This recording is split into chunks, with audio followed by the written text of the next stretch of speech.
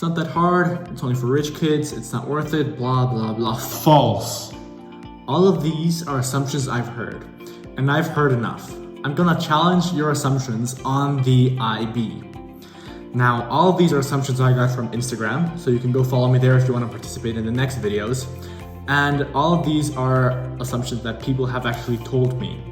So let's go challenge those and see how right or wrong you guys really are regarding the IB. Also, if I didn't answer your assumption or if you have come up with a new one right now or anything, you can leave it in the comments, and depending on how many they are, I'll either make a new video about IB assumptions or I will respond in the comments directly. So go do that and let's begin. Also, my name is Emiliano. I did the IB from 2018 to 2020. I'm doing my gap year. I just got accepted into med school.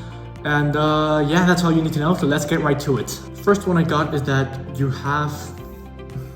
The first assumption I'm gonna tackle is that it's only meant for bright students or for smart, intelligent students. It's weird to answer this because on one hand, it is really, really hard. It's one of the most challenging school curriculums in the world, and you're gonna need to study, you're gonna be stressed, you're gonna have to put your all into it.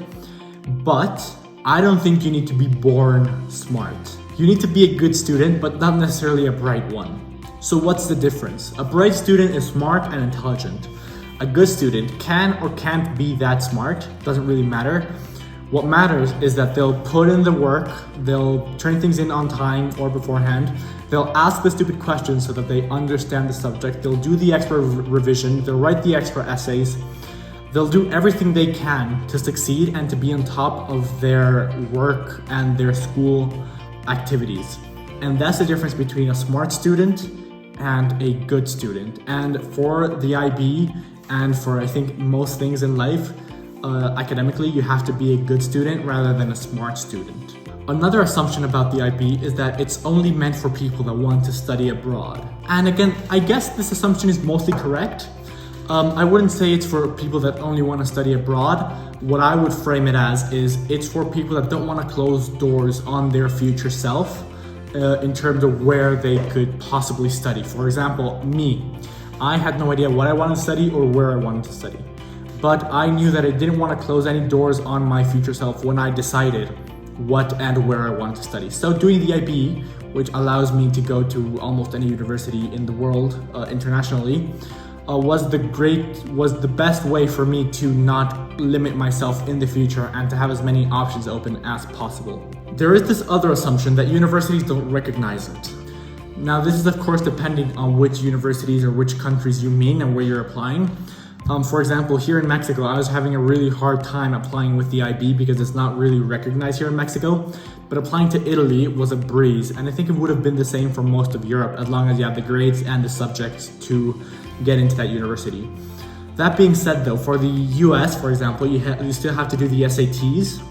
And then for medicine in particular, you still have to take either the BMAT, the UK CAT, the HUMAT, the IMAT, etc. So there still are some hoops you might have to jump through, but mostly it is very recognized internationally. That's why it's called the International Baccalaureate. Another assumption is that it neglects teaching students about their own culture. So I don't know how I feel about this assumption because on one hand, you're not wrong, okay?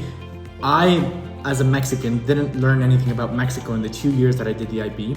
I did learn, for example, everything regarding, not everything, but very important things regarding Asia and Europe. We learned a lot of things in depth. We did a bit of Cuba, we did a bit of Italy, we did a bit of Russia, we did China, we did the Second World War, etc. We did a lot of things, but very in depth, which personally I think is better than doing like universal history very shallowly. Plus, I had been studying Mexican history since first grade here, so 12 years old, up until I left. It's mostly Mexican and universal history, and the universal history part of it is really, really shallow, and I know enough Mexican history, so I think this change in pace and in subject and in topic was really, really good, and personally I really, really liked it and enjoyed it. The next assumption is less of an assumption, more of a fact, and it's that it's really, really difficult. It is. It's the most challenging school curriculum in the world for high school.